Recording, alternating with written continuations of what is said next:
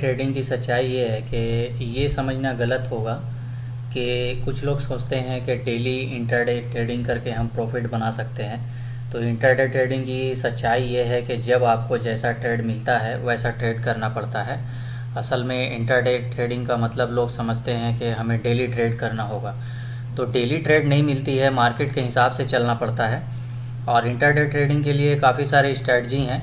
तो मैं जो भी यहाँ पे शेयर कर रहा हूँ किसी भी यूट्यूब या किसी गूगल के माध्यम से मैंने नहीं लिया है, और मैं यहाँ पे कोई भी फाइनेंशियल एडवाइस नहीं दूंगा।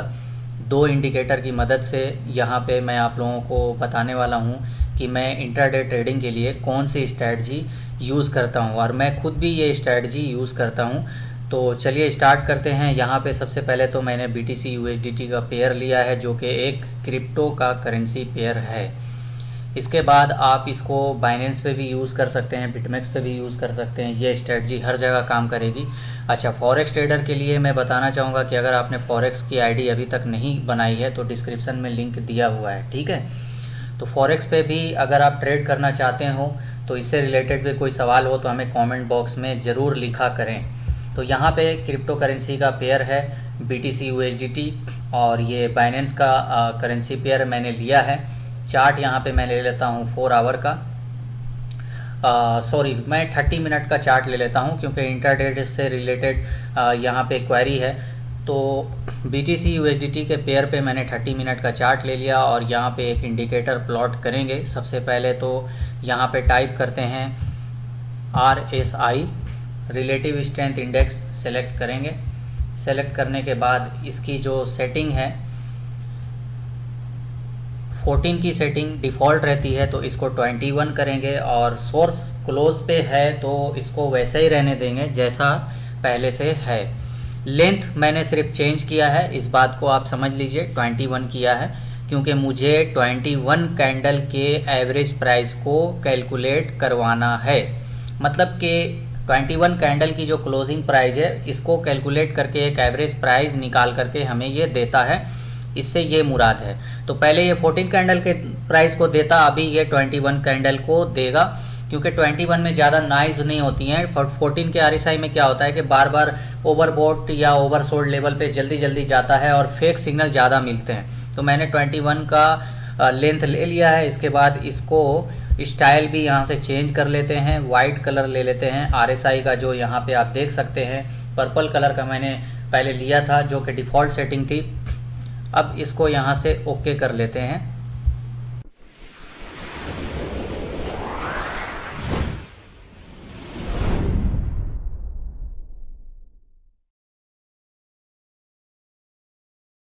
एक और इंडिकेटर यहाँ पे लगाएंगे, इफेक्ट्स वाले ऑप्शन पे फिर से चलेंगे। जैसा पहले मैंने RSI लगाया था जहाँ से, वहीं पे मैं गया हूँ। इफेक्ट्स वाले ऑप्शन पे सर्च करेंगे EXPO, तो आप देख सकते हैं मूविंग एवरेज एक्सपोनेंशियल लिख करके आ रहा है, और यहाँ पे ये स्टार बना हुआ क्योंकि मैंने इसको फेवरेट में ऐड किया हुआ। तो आप भी इसको फेवरेट में ऐड कर लीजिए क्योंकि फेवरेट में फिर सर्च करने का ज़रूरत नहीं पड़ता है, आपको सामने में ही मिल जाता है। जैसा आप देख सकते हैं फेवरेट में मेरा ये शो हो रहा है, तो इसको यहाँ से सेलेक्ट कर लेते हैं।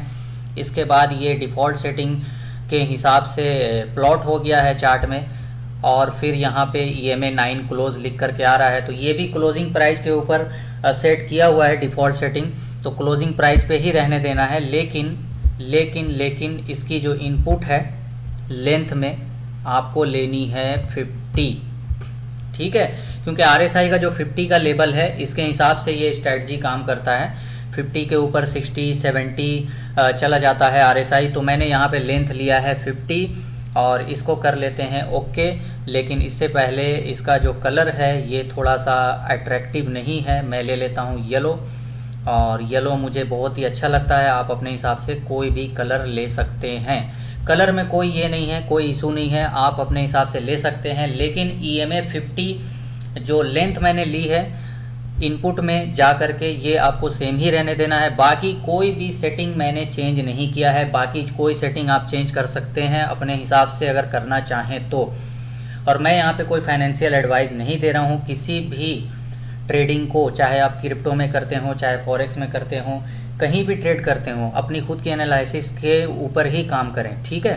और किसी भी इंडिकेटर को जब आप यहाँ पे देखते हैं तो कम से कम उसको 1 वीक या 2 वीक यूज़ करें, इसके बाद ही उसको फॉलो करें। ठीक है, पहले डेमो पे आप यूज़ करें, फिर उसको रियल अकाउंट में यूज़ करें। तो मैंने यहाँ पे ओके कर लिया और ये 50 का एक्सपोनेंशियल मूविंग एवरेज मैंने लगा लिया है। अब करना ये है कि RSI को एक 60 का लेवल यहाँ पे हॉरिजॉन्टल लाइन प्लॉट करनी है RSI इंडिकेटर के ऊपर में। और सबसे पहले तो यहाँ पे आप देख सकते हैं एक 70 का लेवल भी होता है जो कि डिफ़ॉल्ट सेटिंग है इसकी, उसको मैंने चेंज नहीं किया है।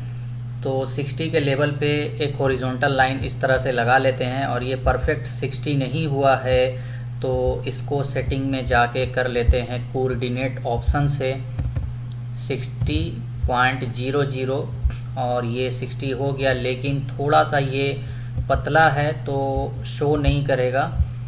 इसको थोड़ा मोटा कर लेते हैं यहाँ से।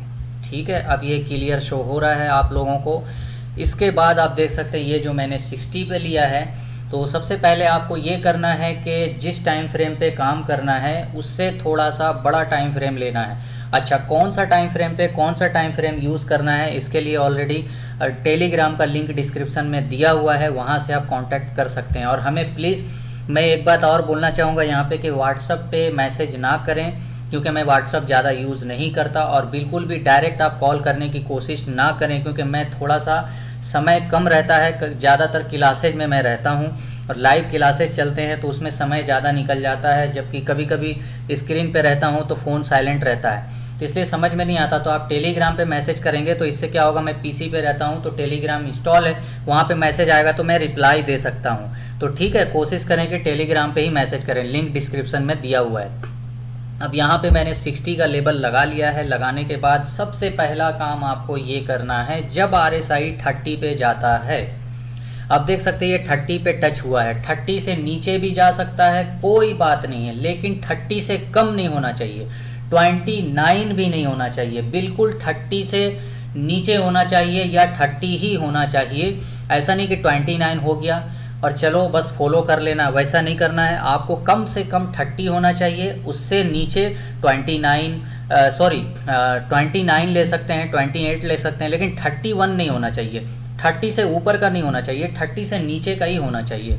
तो 30 भी चलेगा और 30 से नीचे का जितना भी है सब चलेगा, मतलब 1 से लेकर के 0 से लेकर के 30 तक सब चलेगा, लेकिन 30 से ऊपर का नहीं चलेगा। तो RSI को जब आप 30 में देख रहे होते हैं या 30 से नीचे देख रहे होते हैं, तो यहाँ से जब RSI जाता है 65 के करीब, अब मैंने 60 का जो लेबल यहाँ पे लगाया है, इससे क्या मुराद है, इससे मुराद ये है कि जब ये 60 को पार करेगा तो आपको क्लियर पता चल जाएगा। अगर मैं 65 पे इसको रख देता हूँ तो थोड़ा सा देखने में दिक्कत आएगा कि ये 65 पे टच हुआ है या नहीं हुआ है। तो 60 को जब क्रॉस करेगा तो यहाँ पे ये बहुत क्लियर दिखाई देगा, इसलिए मैंने 60 पे ही रखा है। तो ऑलरेडी ये 60 जो है बैरियर है, बहुत लोग सोचते हैं 50 बैरियर है, 50 नहीं होता है, 50 के ऊपर थोड़ा सा निकल जाता है। वो क्या होता है ना कि गाड़ी में जब ईंधन थोड़ा सा ज़्यादा डलवा लेते हैं ना, तो थोड़ा सा आगे जाके ब्रेक लगता है। तो इसलिए ये क्या हो रहा है, यहाँ पे बहुत ज़्यादा स्पीड में होता है, बहुत ज़्यादा रेंज में होता है, बायर सेलर की जो लड़ाई चलती है उसके हिसाब से ये 50 को पार करता हुआ 60 को भी थोड़ा सा आगे पुशअप कर देता है। तो इसलिए 60 के प्लस जाना है। ठीक है, मैंने इसलिए 60 का लेबल लिया है क्योंकि क्लियर दिखेगा यहाँ से क्रॉस करते हुए। अगर मैं 65 पे रख देता तो टच होते टाइम में जो इसका पॉइंट है ये आपको उतना क्लियर नहीं दिख पाता। तो इसलिए यहाँ पे जब 65 ये चला जाता है, 65 जाने के बाद आपका जो moving average, exponential moving average मैंने लगाया है, यहाँ पे जब भी मार्केट टच करेगा, और आप देख सकते हैं रिवर्सल लिया है, इसके बाद आपको यहीं पे लेना है बाई। ठीक है, इसमें कोई रॉकेट साइंस वाली स्ट्रैटेजी नहीं है। आप देख सकते हैं यहाँ पे अगर आप बाई लेते हैं और ठीक इसके नीचे आपका अगर स्टॉप लॉस भी रहेगा तो एक हॉरिजॉन्टल लाइन रख लेंगे जब पहली बार ये रिवर्सल ले रहा है मूविंग एवरेज के करीब। अच्छा, एक बात यहाँ पे और बोलना चाहूँगा कि मूविंग एवरेज के करीब सिर्फ आने से मतलब नहीं है, बल्कि मूविंग एवरेज के करीब जब आ जाता है तो यहाँ पे आपको करना ये है कि एक हॉरिजॉन्टल लाइन, एक वर्टिकल लाइन लेंगे इस तरह से। मतलब कि जब मूविंग एवरेज के करीब आ गया है तो एक Alt प्लस V दबा के वर्टिकल लाइन लेंगे और फिर जाएंगे 5 मिनट पे। तो सबसे पहले मैंने 5 मिनट का टाइम फ्रेम नहीं लिया था, सबसे पहले मैंने 30 मिनट का टाइम फ्रेम लिया था। 30 मिनट के साथ आपका 5 मिनट का टाइम फ्रेम मैच करेगा। ऐसा नहीं है कि आप 30 मिनट पे वर्टिकल लाइन ले रहे हैं RSI को देख करके और इसके बाद आप 5 मिनट का नहीं ले रहे हैं, 30 मिनट पे ही ट्रेड ले रहे हैं, तो ये गलत हो जाएगा। अब यहाँ पे देखिए, जैसे ही जैसे ही मूविंग एवरेज पे आया, मतलब सबसे पहले तो मैंने ये किया कि RSI को 65 पे जाने दिया 30 मिनट के टाइम फ्रेम पे, ठीक है। 30 मिनट के टाइम फ्रेम पे मैंने RSI को 65 जाने दिया। इसके बाद फिर मूविंग एवरेज पे जब मार्केट आया, कौन से मूविंग एवरेज पे, 50 के एक्सपोनेंशियल मूविंग एवरेज पे मार्केट को मैंने आने दिया, वो भी मैंने 30 मिनट पे ही देखा। इसके बाद मैं 5 मिनट के टाइम फ्रेम पे आने के बाद ये देखूंगा और उससे पहले हॉरिजॉन्टल लाइन लगा लूँगा। जब ये 30 मिनट के टाइम फ्रेम पे 50 एक्सपोनेंशियल मूविंग एवरेज पे आ रहा है, टच कर रहा है, उस समय हम यहाँ पे वर्टिकल लाइन लगा के फिर 5 मिनट के टाइम फ्रेम पे आएंगे, ठीक है। तो अब यहाँ पे क्या हुआ कि ये जैसे ही यहाँ पे रिवर्सल होगा, आप देख सकते हैं यहाँ पे आपको बाई कर लेना है और कोई ना कोई बुलिश पैटर्न बनेगा वर्टिकल लाइन लगाने के बाद। वर्टिकल लाइन लगाने से पहले नहीं, ये सब पहले की बात थी। जब ये horizontal line moving average exponential को 30 मिनट में जब इसने टच नहीं किया था, ये तब की बात थी। तो मूविंग एवरेज पे टच करने के बाद हमें 5 मिनट में आना है। तो ये बाद का जो भी स्ट्रक्चर यहाँ पे बन रहा है, इसको हमें देखना है। तो ये इनगल्फिंग पैटर्न दिया और हमने यहाँ से बाई लिया और इस समय का जो लो है, इसके नीचे हॉरिजॉन्टल लाइन रखना है और इसके नीचे आप स्टॉप लॉस अपने हिसाब से रख सकते हैं। इसके बाद जो आपका लास्ट पोजीशन होगा, इसके नीचे कोई भी 5 मिनट की कैंडल क्लोज हो जाएगी, तब आप अपना स्टॉप लॉस मैनुअली क्लोज कर सकते हैं, या चाहें तो आप इसके नीचे जितना बर्दाश्त कर सकते हैं $10 से $20 $50 के अंदर अपना स्टॉप लॉस भी मैनुअली लगा सकते हैं। लेकिन यहाँ पे एक बात ये है कि अगर यहाँ पे मैनुअली आप देख पा रहे हैं, अगर आप स्क्रीन के सामने हैं, फुल टाइम ट्रेडर हैं और इस हॉरिजॉन्टल लाइन के नीचे जो आपने लो लिया है, लो पे जो हॉरिजॉन्टल लाइन लिया है, इसके नीचे कोई कैंडल क्लोज हो रही होती है और उसके बाद आप देख रहे होते हैं, उस समय तो मैनुअली अपना क्लोज कर सकते हैं ऑर्डर। स्टॉप लॉस टच होने का वेट मत कीजिए, ठीक है। तो अब यहाँ पे आपका जो लास्ट पोजीशन होगा, जैसे ही RSI 5 मिनट के टाइम फ्रेम पे, ठीक है, क्योंकि इंट्राडे कर रहे हैं, तो पहले मैंने 30 मिनट लिया, अब 5 मिनट के टाइम फ्रेम पे जैसे ही ये 70 टच कर लेता है, आपको यहाँ पे ही अपना ऑर्डर क्लोज कर देना है, कोई रिस्क नहीं लेना है। तो आप देख सकते हैं यहाँ पे बाद में ये स्टॉप लॉस हिट भी कर लिया। तो इसलिए मैं कहता हूँ कि 5 मिनट के टाइम फ्रेम पे जब ये 70 जाता है, उसी समय अपना सारा ऑर्डर क्लोज कर देंगे। तो सबसे पहले मैंने क्या किया, आपको फिर से रिपीट कर देता हूँ, क्योंकि कुछ लोगों की आदत होती है ना कि वीडियो को स्किप करेंगे, बाद में फिर आके व्हाट्सएप पे, टेलीग्राम पे मैसेज करेंगे या फिर कॉल करेंगे। दिन भर उनसे मैं बात करूँगा सारे काम को छोड़ करके।